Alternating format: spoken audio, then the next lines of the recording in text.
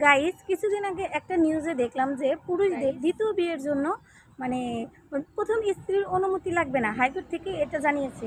কিন্তু বাংলাদেশে এমন কোন সুদর্শন পুরুষ বা মানে সুপুরুষ আছে যে তার দ্বিতীয় বিয়ের জন্য প্রথম বইয়ের স্ত্রী নেয়? আমার মতে তো নেই। বাংলাদেশে এমন কোনো পুরুষ নেই যে দ্বিতীয় কেন তৃতীয় বিয়ের সময় তার প্রথম স্ত্রীর অনুমতি নেয় না, সোজা বিয়ে করে ফেলে। দেখা যায় অন্য একজনের সাথে পালাই যায় বা বিয়ে করে, এমন তো দেখিনি। তাহলে হাইকোর্ট থেকে অনুমতি দিলেই কি না দিলেই কি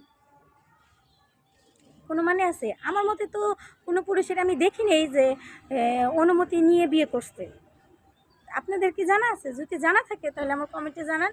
আর প্লিজ প্লিজ আমাকে সাপোর্ট করার জন্য প্লিজ আমাকে সাপোর্ট করুন, আমাকে সাবস্ক্রাইব করুন, কমেন্টে জানান, লাইক করুন, শেয়ার করুন। আমাকে আপনারা যদি সাপোর্ট না করেন তাহলে আমি নতুন উদ্যমী পথ চলবো কীভাবে?